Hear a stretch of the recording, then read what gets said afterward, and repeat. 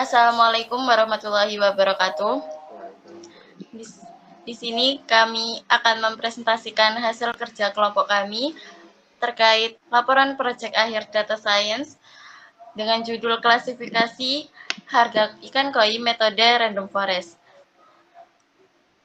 Sebelumnya perkenalkan anggota kelompok kami. Yang pertama itu ada Ilham Genta Ramadan dengan NIM akhir 039, Putra Senjakaimana dengan NIM akhir 138, Ceril Almira Asni dengan NIM akhir 130, Hikmah Mufida MS dengan NIM akhir 121, dan Hikmah Karin dengan NIM akhir 120. Untuk yang pertama, itu ada bab 1, pendahuluan. Untuk sebab pertama ada latar belakang. Jadi kami mengambil studi kasus klasifikasi ikan koi.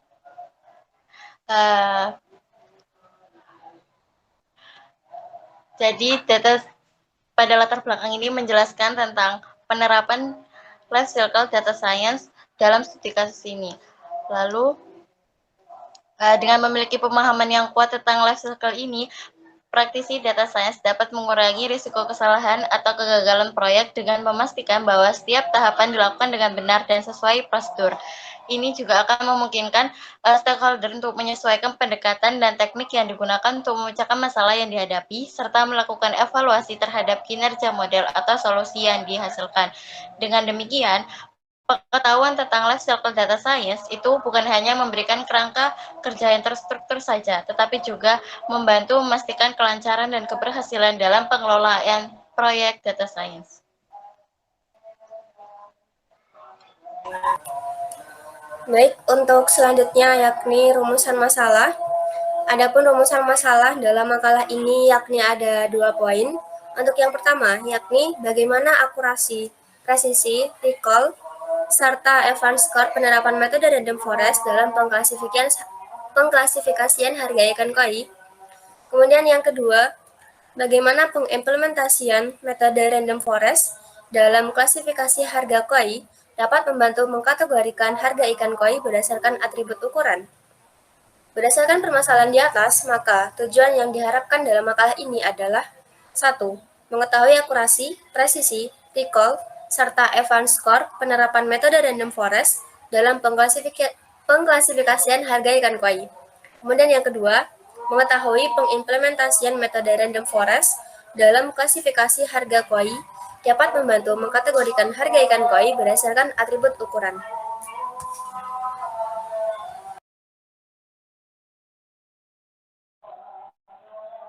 Baik, untuk selanjutnya ialah bab 2, hasil dan pembahasan. Untuk subbab yang pertama, understanding the business problem. Jadi pada proyek ini kami mengambil studi kasus klasifikasi harga ikan koi melalui pemahaman mendalam tentang variabel yang ada dalam penerapan size circle itu akan mempengaruhi harga. Analisis ini akan memungkinkan mengklasifikasikan ikan koi ke dalam kategori harga yang tepat. Di sini menggunakan metode random forest. Hal itu karena random forest dianggap menjadi alat yang tepat dalam memahami relasi antar fitur-fitur yang diamati dan harga ikan koi. Dengan menggunakan pendekatan ini, para stakeholder atau pemangku kepentingan dapat membuat keputusan strategis yang lebih terinformasi yang memungkinkan penetapan harga yang lebih akurat dan juga responsif terhadap dinamika pasar serta kebutuhan pelanggan. Strategi ini juga memanfaatkan keunggulan dari model random forest untuk meningkatkan kualitas pengambilan keputusan terkait harga ikan koi dalam industri perikanan.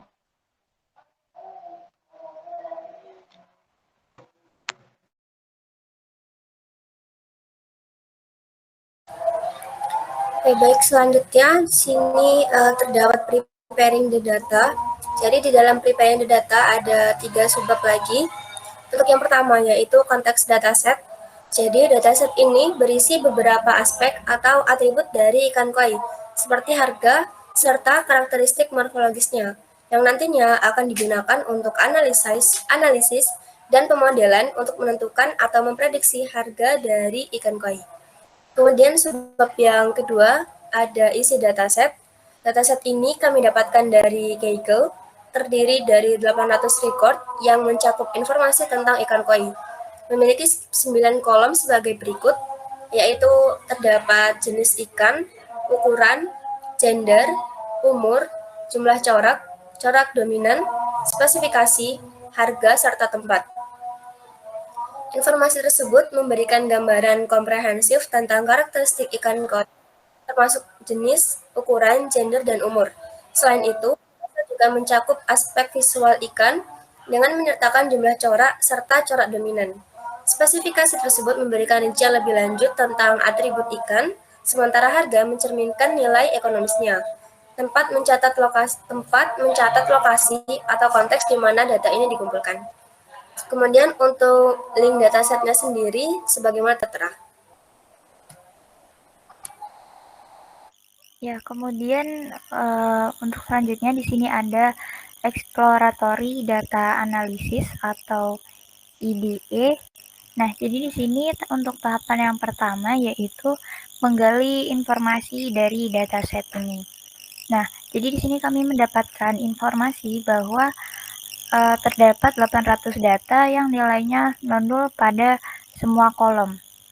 Jadi dataset ini tuh tidak memiliki missing value. Kemudian di sini terdapat kolom ukuran, jumlah corak, dan juga kolom harga yang bertipe data numerik. Sedangkan kolom jenis ikan, gender, umur, spesifikasi ini memiliki data yang berupa objek.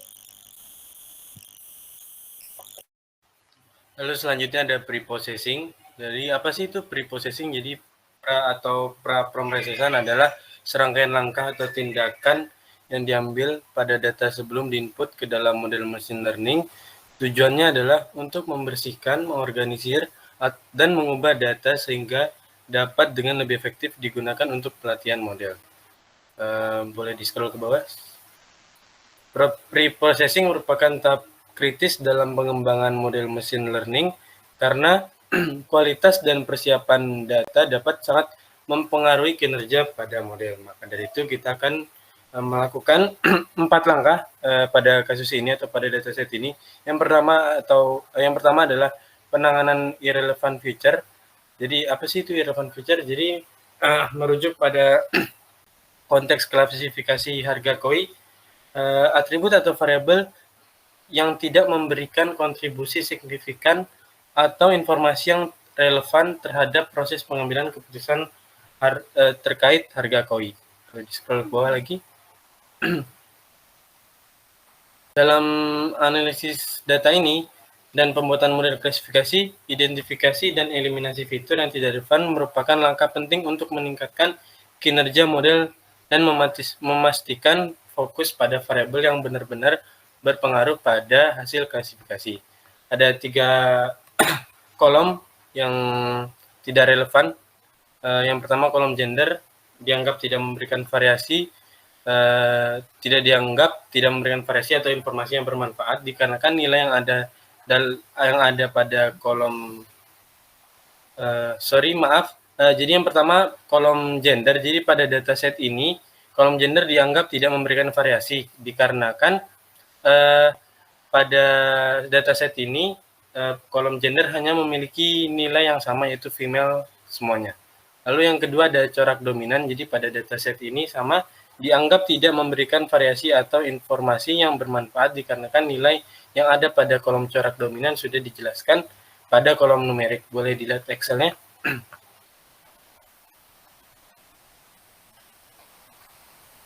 Bisa di-scroll ke atas. Nah, jadi pada kolom corak dominan jumlah corak sudah dijelaskan di jumlah corak. Jadi kita bisa lihat di sini pada kolom corak dominan ada putih dan hitam, yang berarti jumlah coraknya ada 2. Boleh di-scroll contoh lain.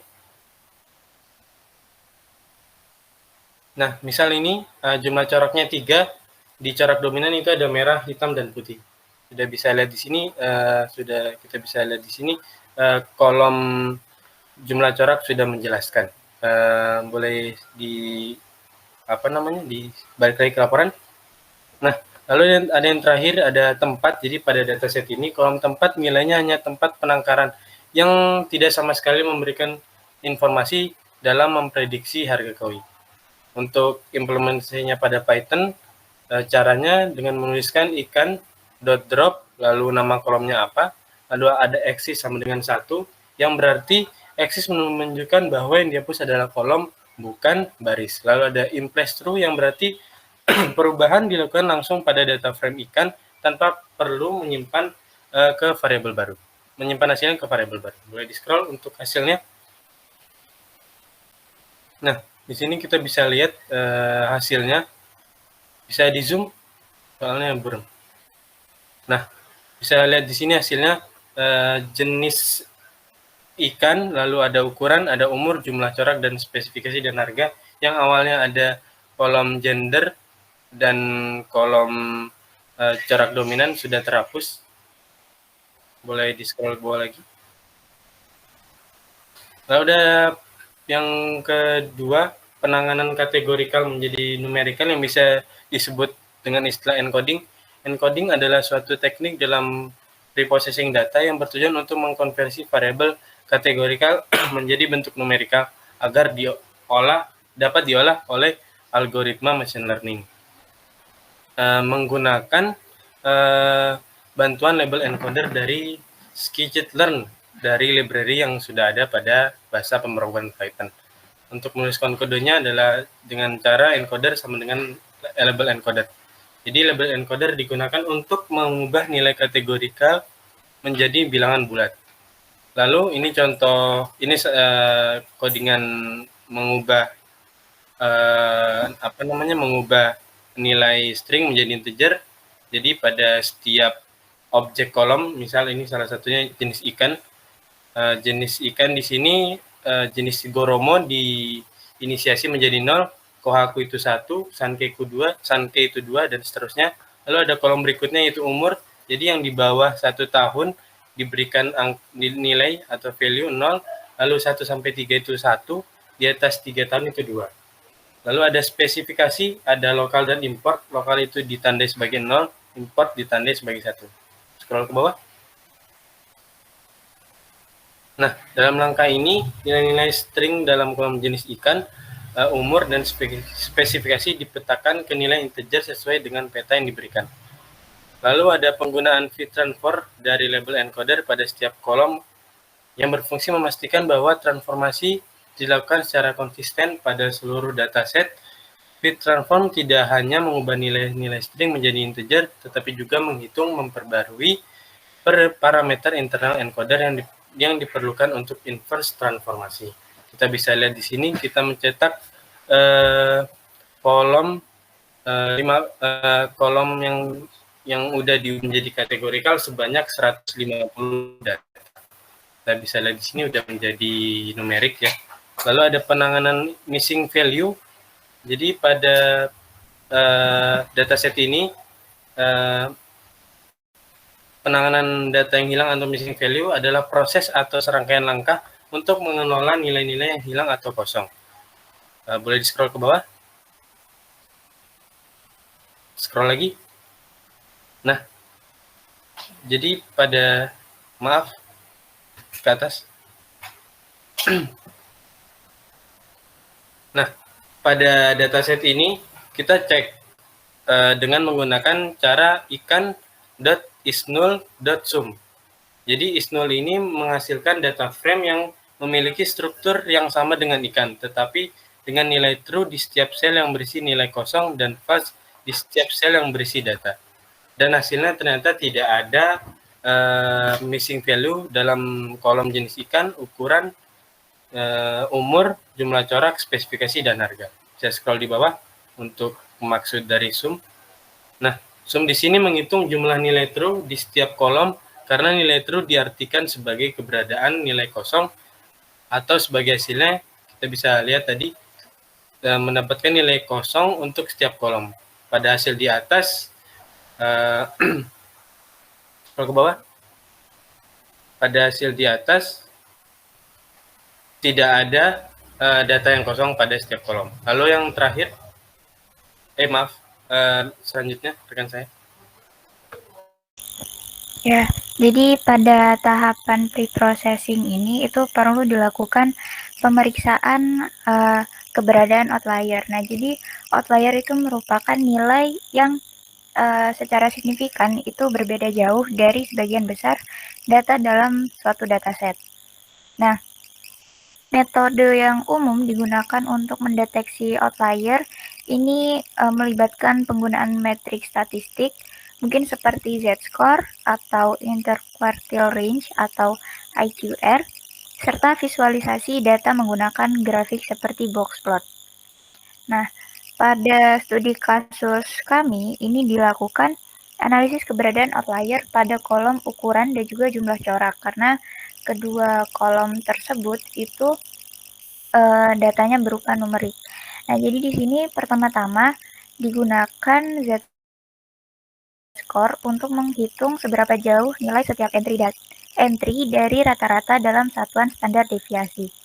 Nah, ini untuk penerapan metode Z-score pada kolom ukuran. Jadi di sini stats Z-score ini itu kode untuk menghitung Z-score dari kolom ukuran pada dataset ikan. Nah, kemudian di sini untuk threshold-nya ini kami menentukan 2. Jadi ini tuh berfungsi seperti untuk mendeteksi outliernya gitu. Jadi kalau misal lebih dari 2 itu merupakan outlier. Nah, jadi ketika di run di sini akan dihasilkan nilainya. Nah, di sini terlihat tidak ada yang melebihi 2, jadi bisa dibilang data ini itu tidak ada outliernya. Kemudian sama juga untuk pada kolom jumlah corak, terlihat pada hasilnya ini juga belum ada yang di atas 2. Nah, selanjutnya ini dilakukan analisis menggunakan interquartile range atau IQR dengan menghitung kuartil pertama dan kuartil ketiga pada setiap kolom numerik. Upper bound dan lower bound ini ditentukan berdasarkan IQR dan jumlah nilai di atas upper bound maupun di bawah lower bound dihitung. Hasilnya ini akan memberikan gambaran mengenai seberapa jauh nilai-nilai outlier tersebut dari pusat distribusi data. Nah, di sini merupakan kodenya untuk metode IQR pada kolom ukuran.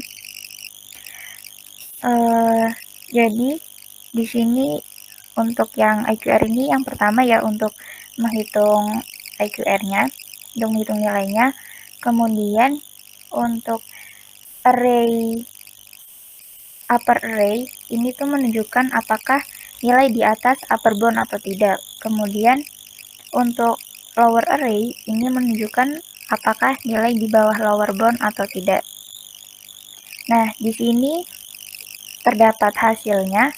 Jadi di sini untuk kolom ukuran untuk nilai IQR-nya itu adalah 20 dan upper bound-nya itu adalah 70,5 dan lower bound-nya itu pin 9,5.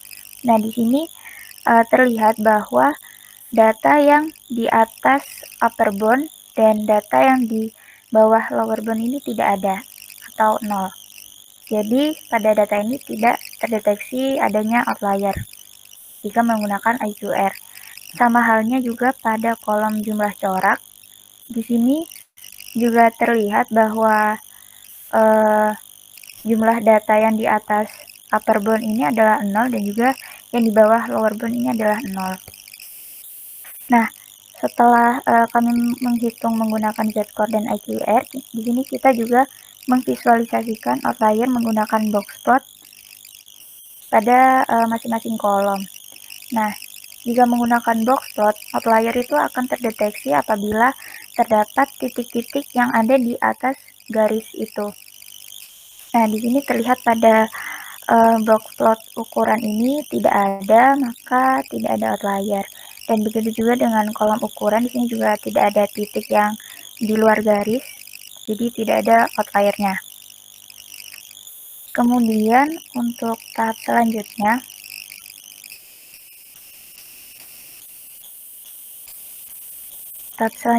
di sini ada feature scaling atau memisahkan fitur X dan target Y.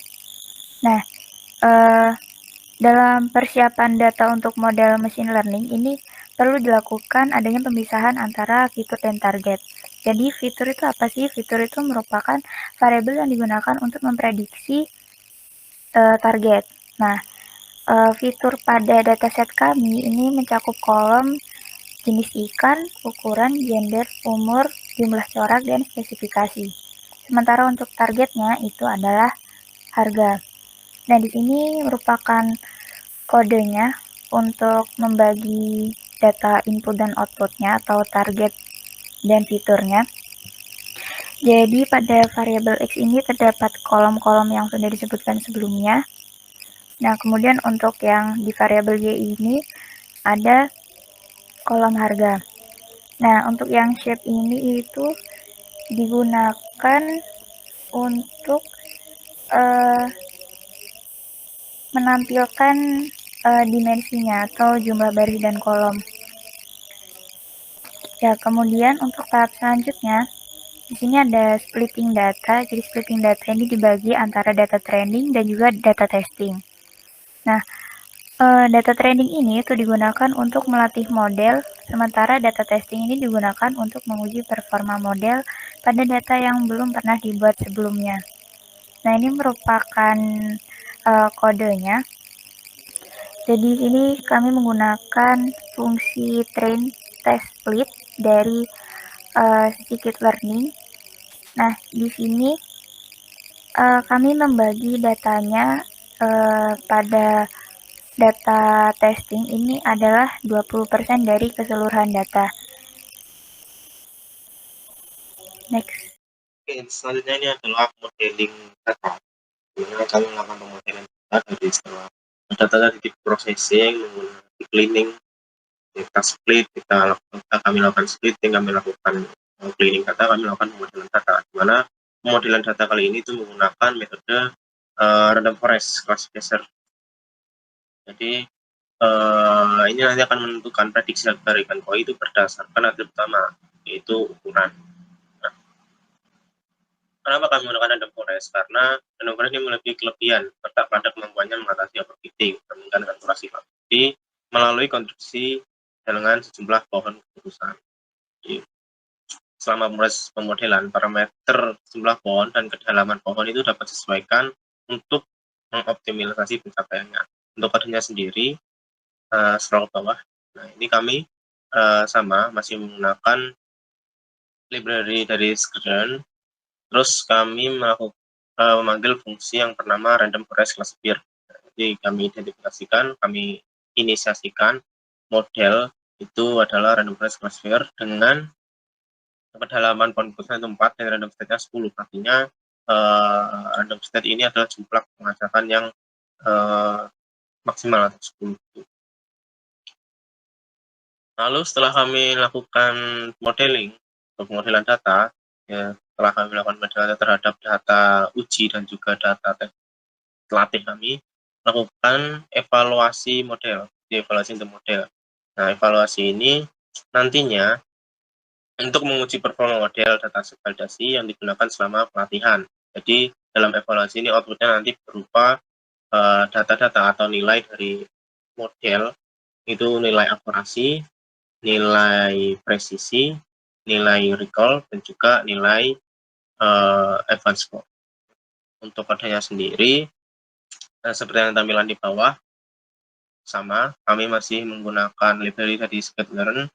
Terus kami memanggil fungsi, itu ada 4 fungsi. Yang pertama, accuracy score, precision score, recall score, dan juga advanced score. Nah, untuk melakukan inisiasi pada prediksi, kami menggunakan model prediction X-ikan, mana X-ikan ini adalah data aktual yang telah kami latih menggunakan model random forest tadi. Sedangkan untuk menghitung nilai-nilai metriknya, kita bisa lihat itu ada 4 perhitungan, ada akurasi, precision, terus recall, dan juga advance.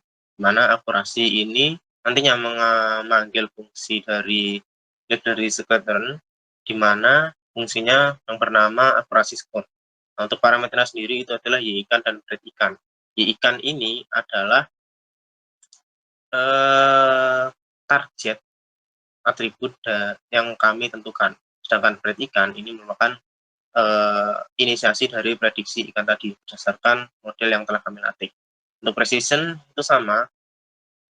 Yang membedakan adalah penambahan parameter.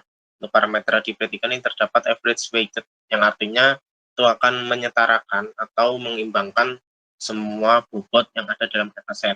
Untuk recall dan juga F1 itu sama parameternya persis, jadi ada Y ikan, breed ikan, dan juga average. Untuk menampilkannya kami menggunakan perintah print. Nah, ini untuk menampilkan nilai dari hasil akurasi, presisi, recall, dan juga event score. Untuk hasil outputnya mungkin bisa di-scroll untuk melihat gambarnya. Bisa di-scroll mungkin. Ini kami mendapatkan akurasi menggunakan metode random forest itu setelah dievaluasi. Untuk akurasi itu 0,81, artinya 81%. Untuk presisi itu 0,79, recall 0,81, sedangkan untuk event score-nya itu 0,78. Lalu setelah kami lakukan evaluasi, kami melakukan visualisasi modelnya. Jadi visualisasi model ini nantinya digunakan untuk memberikan informasi berupa gambar untuk mendapatkan pengetahuan mengenai prediksi harga ikan koi. Nah, contoh yang kami ambil ini adalah prediksi harga ikan koi berdasarkan ukurannya. Jadi visualisasi memberikan informasi dengan media gambar, melihat hasil dari destinasi ikan koi dengan random forest. Nah, untuk kodenya sendiri kami menggunakan library matplotlib. Jadi untuk labelnya kami menggunakan ukuran dan juga harga.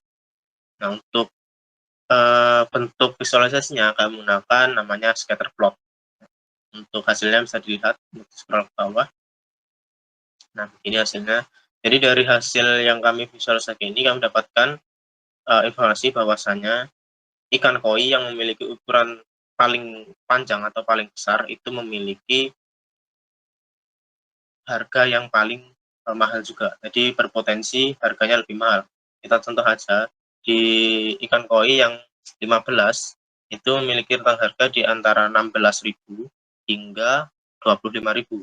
Sedangkan kalau kita tarik ke kanan lagi, ikan koi yang memiliki ukuran 25 atau 20 itu di atasnya. Jadi misalnya di 25 itu memiliki rentang harga antara 75.000 sampai dengan 150.000. Jadi semakin besar atau semakin panjang ikan koi itu berpengaruh terhadap mahalnya harga dari ikan koi tersebut. Ini bisa dilanjut. Baik, untuk selanjutnya terakhir penutup atau kesimpulan. Jadi dalam melakukan analisis terhadap dataset harga ikan koi, beberapa kita melakukan langkah-langkah seperti pre-processing, eksplorasi, dengan melakukan pre-processing yang pertama itu kolom yang tidak relevan seperti gender, tempat, dan corak dominan dihapus. Selanjutnya data kategorikal seperti jenis ikan, umur, dan spesifikasi diubah menjadi bentuk numerik dengan menggunakan label encoding. Setelah itu melakukan pengecekan ada tidaknya data yang kosong atau missing value, dan hasilnya menunjukkan bahwa tidak ada data yang kosong dalam dataset. Lalu selanjutnya adalah mengidentifikasi outlier, dilakukan dengan cara visualisasi dengan menggunakan box plot pada kolom ukuran dan jumlah corak, serta menghitung outlier menggunakan metode Z-score dan interquartile range. Visualisasi tersebut membantu mengidentifikasi ada atau tidaknya outlier pada kolom ukuran dan jumlah corak. Lalu hasilnya menunjukkan bahwa tidak ada outlier pada kolom tersebut. Selanjutnya, untuk pembuatan model menggunakan algoritma random forest dengan beberapa fitur dari dataset. Model ini digunakan untuk memprediksi harga ikan koi. Lalu evaluasi model dilakukan dengan menghitung metrik seperti akurasi, presisi, recall, dan F1 score. Hasil evaluasi menunjukkan tingkat akurasi sebesar 0,1, lalu presisi sebesar 0,79, recall sebesar 0,81, dan F1 sebesar 0,7. Lalu dilakukannya lah scatter plot, dilakukan visualisasi dengan menggunakan scatter plot antara ukuran dan harga untuk melihat hubungan antara ukuran ikan koi dan harga. Scatter plot tersebut memberikan gambaran visual yang berguna untuk pemahaman lebih lanjut terkait distribusi harga ikan koi terhadap ukuran. Dengan demikian, kesimpulan dari analisis ini adalah bahwa menggunakan random forest dapat digunakan untuk memprediksi harga ikan koi dengan tingkat akurasi yang cukup baik dan beberapa fitur seperti ukuran memiliki pengaruh pada harga ikan koi. Ya, selanjutnya ada pun beberapa saran yang kami rekomendasikan setelah menyelesaikan laporan ini.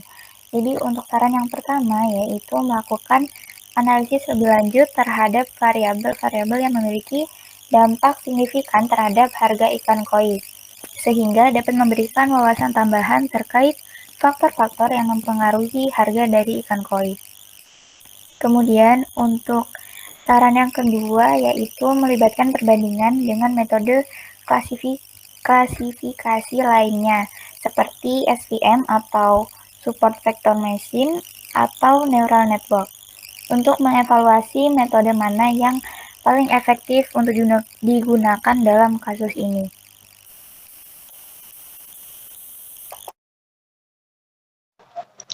Mungkin cukup sekian dari presentasi kami, kurang lebihnya mohon maaf.